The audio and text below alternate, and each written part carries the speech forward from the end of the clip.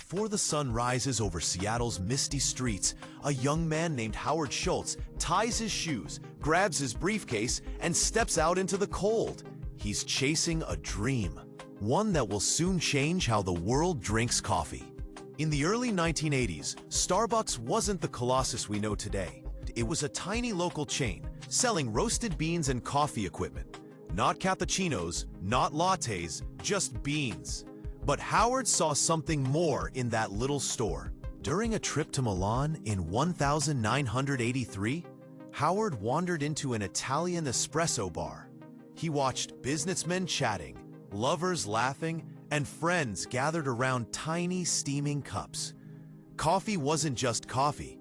It was a ritual, a connection. Flying back home, Howard couldn't shake the vision. He scribbled notes furiously on a napkin somewhere over the Atlantic.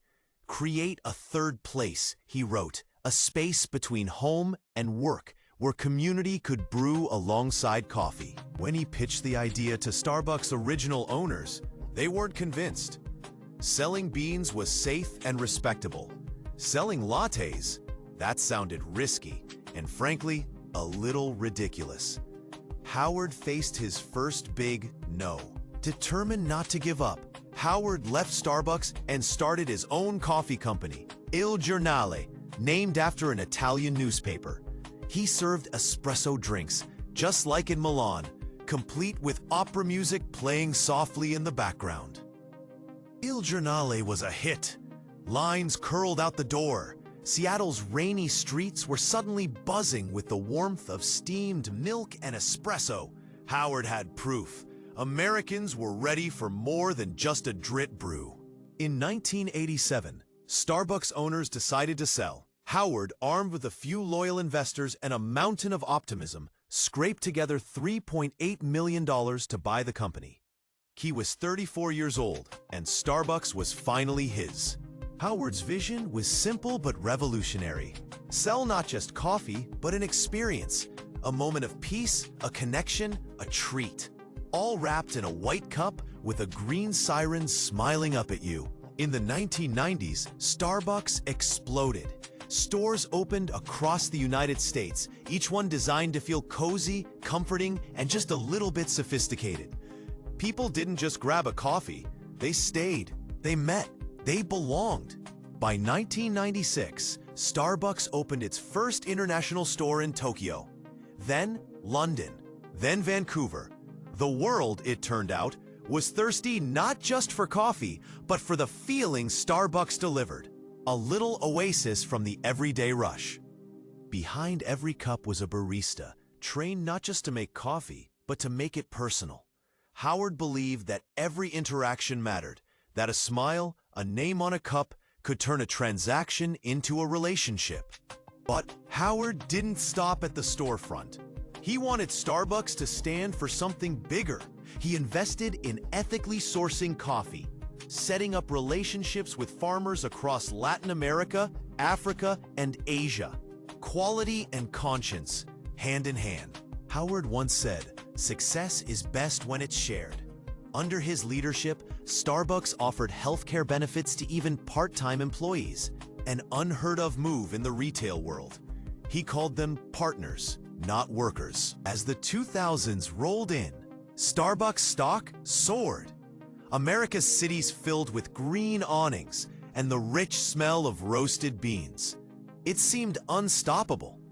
Howard stepped down as CEO in 2000, leaving behind a thriving empire. But the good times wouldn't last forever. By 2007, Starbucks was struggling. Stores had become cookie-cutter. Quality slipped. The magic, that feeling of a special place, was fading. Customers noticed. Sales dropped. Fast. The 2008 financial crisis hit like a wave. Suddenly, a $4 latte seemed like an indulgence few could afford. Starbucks closed hundreds of stores, laid off thousands of workers, and teetered dangerously on the brink. In 2008, Howard returned as CEO, sleeves rolled up, ready to fight for the company he loved. "This is not about marketing," he told his team. "It's about going back to our roots." In a bold move, Howard closed every Starbucks store in America for one evening. Baristas were retrained on how to pull the perfect espresso shot. It cost millions, but it sent a message. Quality mattered again. Howard also refocused on innovation. He pushed for new products like the Pike Place Roast, revamped store designs, and even experimented with new technology, mobile ordering, loyalty apps, and digital payments. Behind the scenes, Starbucks doubled down on ethical sourcing, launching the coffee and farmer equity practices. They invested in farmers' communities, aiming to make every cup more sustainable and every bean more traceable. Slowly, the tide turned. Customers returned. Starbucks wasn't just a place to buy coffee, it was a place to feel human again. And hey, if you're feeling as inspired as we are, maybe hit that subscribe button. Today, Starbucks operates in over 80 countries with more than 35,000 stores. From Beijing to Buenos Aires, the Siren Smile is recognized like a global passport to comfort and caffeine. Howard Schultz's journey wasn't just about coffee. It was about building something bigger than himself, a brand that stood for connection, for community, and for a little everyday luxury that anyone could afford. But Howard's story isn't without controversy. Some criticize Starbucks for gentrifying neighborhoods, squeezing out local shops, or turning a simple pleasure into a corporate machine. Success, after all, has its shadows. Starbucks has faced protests over labor practices, union efforts, and ethical sourcing. Howard, too, faced political backlash when he floated a presidential run in 2019, a move that drew both fans and fierce critics. Still, Howard remains steadfast. Dream big, he often said. Risk more than others think safe. Care more than others think wise. His journey was never about playing it safe. It was about believing. Each Starbucks store tells that story quietly, through the hiss of steamed milk, the buzz of conversation, the slow drip of coffee into a cup. A million small moments, stitched together with hope and hustle.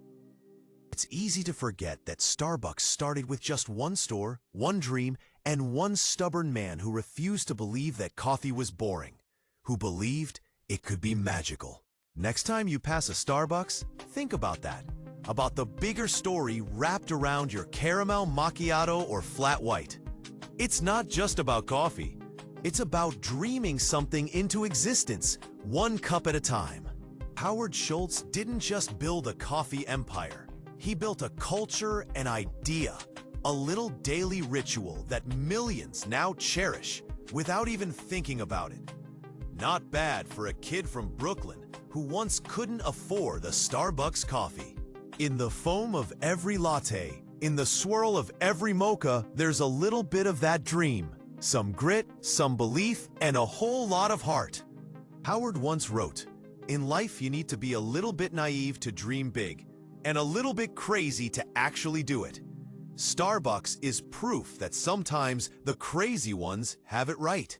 The world moves fast, cities buzz and blur, but somewhere in the middle of all that, there's a small table, a warm cup, and a space that says, "Slow down, stay a while. You belong here." Maybe that's the real magic Howard Schultz captured. Not just selling coffee, but creating moments. Tiny, everyday moments that, when stitched together, make life just a little bit sweeter. From a single store in rainy Seattle to a phenomenon that spans the globe, Starbucks' story is a testament to vision, resilience, and the simple power of a good cup of coffee shared with a friend. As Howard once said, Starbucks represents something beyond a cup of coffee. And maybe that's why it endures, because deep down, we're all just looking for a place to feel at home. So next time you sip your favorite brew, remember, it's not just coffee. It's a dream years in the making, poured into a cup, waiting for you to take the first warm, hopeful sip.